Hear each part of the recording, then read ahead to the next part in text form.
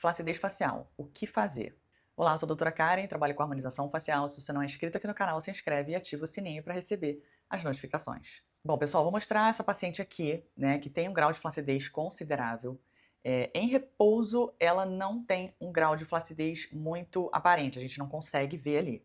Tem pacientes que mesmo em repouso a gente consegue perceber aquela flacidez ali instalada. Agora, a gente consegue perceber nela o movimento, tá? A flacidez no movimento, principalmente quando ela sorri muito, a gente consegue ver que em toda a lateral aquela pele, aquelas sobras de pele realmente exagerada. Qual é a indicação ideal para ela? Cirurgia plástica, lifting facial, tá?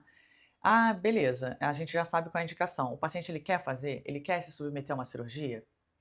Então existem dois caminhos, né? Ou o paciente ele não faz porque às vezes tem medo de fazer, ou porque realmente é uma questão financeira, porque é muito caro. É, eu geralmente indico pacientes a fazerem um lifting numa média de acima de 60 mil reais. Ai, Karen, mas será que é isso tudo mesmo? Mas será que esse valor, ele vai definir se é um bom profissional ou não? Olha, eu não sou muito adepta dessa onda que falam que, o barato sai caro. Eu realmente não sou, porque eu vou fazer depois até um vídeo sobre isso, específico sobre isso, porque nem sempre o barato ele sai caro. Eu tô falando barato dentro de uma média. Eu não tô falando barato de promoção num nível que chega a beirar o ridículo, tá? Não estou dizendo isso. Então, por exemplo, uma amiga minha fez lipo, né? E o que acontece? Ela pagou mais ou menos o valor que algumas amigas minhas pagaram no outro cara. Um pouquinho, elas pagaram um pouquinho mais caro que essa amiga minha pagou. Ela teve problema. Ficou com a barriga toda nodulada, toda irregular, ficou realmente muito ruim. E as outras que fizeram nesse outro rapaz, quase mais ou menos o mesmo preço, por região, e ficou realmente muito bom. De todas. Ele é muito conhecido, principalmente no Rio de Janeiro, na Barra da Tijuca, e ele tem lá a forma dele de fazer, mas não é tão caro e é um resultado realmente muito bom, muito significativo, né? Pelo menos para as pessoas que eu conheço, que não foram poucas, que fizeram procedimentos cirúrgicos com esse profissional. Aqui eu não vou indicar porque é uma questão, né? Eu só realmente não conheço da totalidade do trabalho dele, só conheço realmente pessoas próximas que fizeram, então assim, não quero ter responsabilidade se porventura alguma coisa acontecer. Então não faço essas indicações, principalmente assim, pela internet. Mas eu só quero trazer para vocês que algumas cirurgias elas exigem uma responsabilidade um pouco menor, eu poderia dizer, né? Porque no rosto é uma coisa muito séria. Você tá ali, é para todo mundo ver, não tem como você esconder, por exemplo, como é uma barriga, como é um bumbum, que você coloca uma calça. Então, eu costumo dizer que é de uma responsabilidade muito grande. E, na grande maioria das vezes, os experts, que são muito bons em cirurgia plástica, muito dificilmente eles vão cobrar menos de 60 mil. Eu acho bem difícil isso acontecer. No Rio de Janeiro, por exemplo, eu não conheço nenhum profissional, só em São Paulo, no Sul, mas realmente Rio de Janeiro eu não conheço nenhum profissional excepcional e muito bom. Mas enfim, voltando ao caso dessa paciente, quando eu mostrei para ela o protocolo com Line Skin, que é a minha técnica, que é muito boa para flacidez, para rugas estáticas e tudo mais, mesmo com todos os riscos ali que envolvem esse procedimento, ela optou por fazer, porque ela falou, cara, eu não vou fazer cirurgia, até mesmo pelo medo, tem pessoas que realmente têm muito medo e optam ali por procedimentos minimamente invasivos. Essa paciente, ela teve um resultado significativo até, principalmente na região da olheira da pálpebra inferior, e aí um pouco aqui ela teve um bom resultado. Em alguns locais eu cheguei a fazer 2 vezes, só para vocês verem como que a flacidez dela realmente é muito grande. E aí ela teve uma melhora boa, significativa, mas como que geralmente a gente faz quando o paciente ele tem um grau de flacidez já acentuado e não quer fazer cirurgia? Então, como que é feito esse protocolo, né? Como é que eu explico isso para o paciente que não quer se submeter a uma cirurgia e quer ter uma retração ali boa, mediana? Nós fizemos ali nas regiões, ela fez no rosto todo, tá? Em regiões separadas, setorizadas, bochecha, depois ao redor do lábio, ao redor dos olhos e depois testa.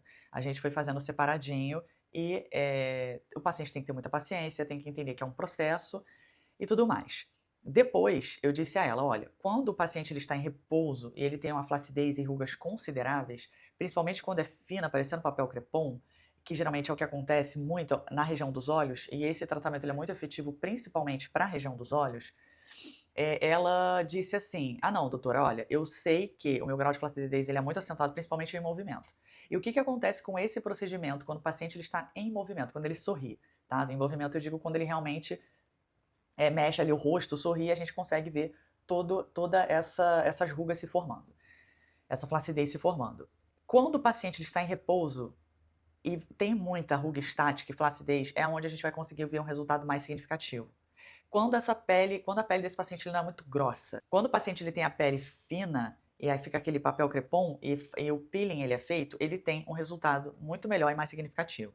Quando o paciente ele em repouso, ele tem ruga, mas é aquela ruga espessa, aquela pele mais dura, que eu posso dizer, o resultado ele vai ser bom, mas ele não vai ser tão significativo assim. Então, quando a gente avalia, é que a gente consegue perceber mais ou menos como é que vai ficar o resultado. E aí, em alguns momentos, eu incluo retoque. Então, como é que foi feito no caso dela? A gente fez isso de forma setorizada e no movimento a gente viu mais ou menos ali o quanto saiu de flacidez. E aí eu falei com ela, olha, agora pra gente trabalhar essa flacidez de forma mais profunda, a gente vai entrar com os bioestimuladores de colágeno. Acredite se quiser, não vai ser um lifting cirúrgico. O que a gente vai tentar, obviamente, é fazer com que a pele dela reduza essa flacidez e melhore a elasticidade mecânica da pele, que é basicamente o que os bioestimuladores de colágeno se propõem a fazer. E aí eu perguntei pra ela, você se importa de ficar com o rostinho mais cheinho e tudo mais?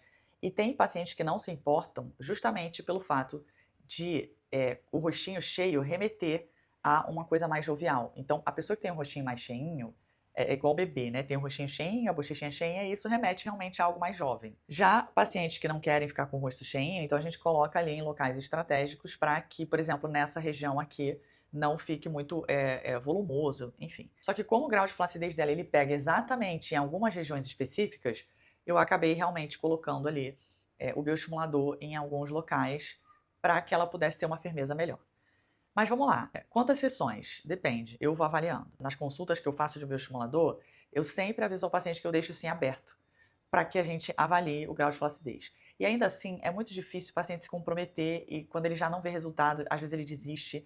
É muito comum você ver paciente quicando de lugar em lugar, às vezes porque o profissional não deixou isso claro, e mesmo deixando isso claro, às vezes a pessoa faz uma vez e parece que entra por um ouvido e sai pelo outro, e aí depois o paciente não volta para avaliar como é que ficou, porque não vê um resultado extraordinário, como por exemplo é de uma cirurgia plástica, ou por exemplo quando você faz preenchedores faciais, que você tem aquela mudança bem significativa.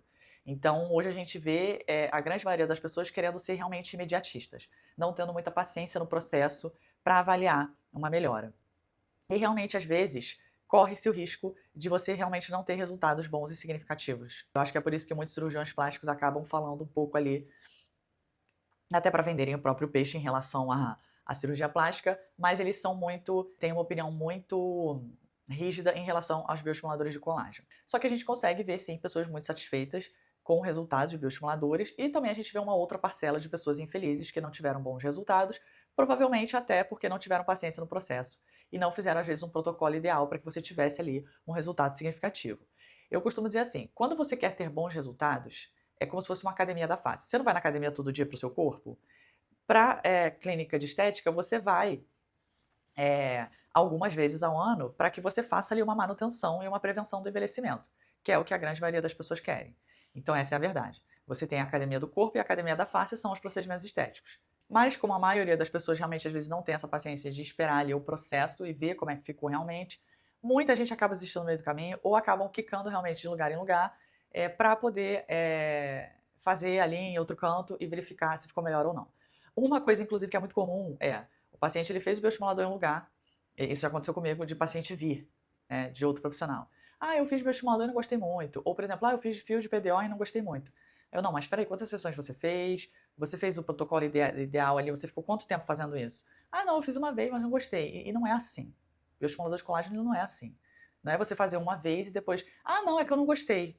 Provavelmente, eu já falei isso aqui eu já falei isso uma vez e torno a repetir, às vezes o profissional ele não foi claro em relação ao protocolo, né, para dizer que provavelmente esse tratamento ficaria em aberto e que esse paciente vai voltar mais vezes. E que se ele não está disposto a voltar mais vezes, é melhor nem começar. Primeiro porque haverá ali uma frustração tanto do profissional quanto do paciente. Então isso tem que ficar muito claro. Eu tenho uma paciente minha que fez cirurgia plástica, mas ela faz as manutenções ainda assim com injetáveis. Porque a cirurgia plástica ela tem uma durabilidade ali em torno de 15 anos, né, de 10 a 15 anos, o processo de envelhecimento ele continua acontecendo, e aí o paciente ele vai se submeter a outros procedimentos para poder prevenir ruga, né? A cirurgia plástica ela é muito boa, mas em contrapartida você faz outras coisas para que você mantenha o resultado dado pela cirurgia. Além de que a cirurgia, por exemplo, eu vou fazer cirurgia de pálpebra inferior, blefaroplastia. Ele vai remover o excesso de pele, mas ele não vai conseguir eliminar as rugas e melhorar a qualidade da pele como um todo. Isso é muito comum você ver pacientes se frustrar com blefaroplastia. Ah, não, mas olha como é que ficou. Mas é lógico, gente, a cirurgia ela é responsável por remover o excesso de pele, não melhorar a qualidade da pele como um todo. Às vezes ela até melhora e depois o processo vem e aí você vai tendo que fazer procedimentos para que você tenha ali uma manutenção e uma prevenção da pele mesmo, da qualidade da pele mesmo. Mas enfim, eu fiz esse procedimento e eu queria mostrar para vocês que muitas vezes os pacientes eles não entendem em relação a grau de flacidez o que é indicado e o que não é. Então, quando o paciente ele não tem essa indicação, quando ele não quer fazer, tem indicação cirúrgica, mas não quer fazer, ele pode se submeter aos outros procedimentos, entendendo que é um processo que leva tempo, não é a toque de caixa, que a gente vai tentar contornar a situação fazendo outras coisas para que ele tenha um resultado minimamente aceitável. Aí eu trago aqui um caso, por exemplo, real de uma paciente que tem ali uma queixa específica, que acredito que é a queixa, às vezes, da grande maioria das pessoas que procuram por bioestimuladores de colágeno, ou até tratamentos mais efetivos, como, por exemplo, é esse protocolo de Line Skin que eu faço, que traz, sim, bons resultados, mas que também não é, dependendo do grau de flacidez que a pessoa tem, o suprassumo. É realmente muito bom.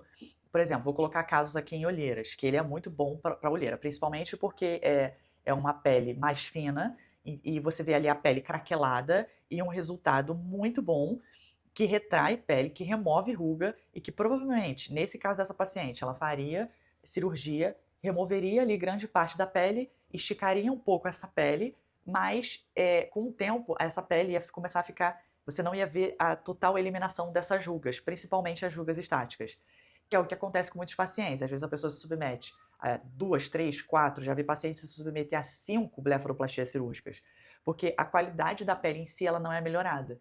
E essa retração de pele muito significativa, às vezes com a cirurgia, não é possível fazer. Porque às vezes você quer puxar de outras formas e a cirurgia não vai fazer isso. Ela tem a sua limitação. E aí o peeling não, você joga ele em toda a região e ele retrai onde ele estiver. Bom, trouxe aqui um caso real de uma paciente extremamente querida, que entendeu o processo, entendeu as limitações e talvez você tenha mais ou menos a mesma queixa e aí consegue ali ter mais ou menos uma ideia do que é realmente indicado para você. Entenda que todo o procedimento tem as suas limitações, tem as suas indicações corretas, então fiquem atentos a isso. E se vocês gostaram do tema, curta, compartilhe, comenta aqui embaixo e até o meu próximo vídeo. Um beijo e tchau!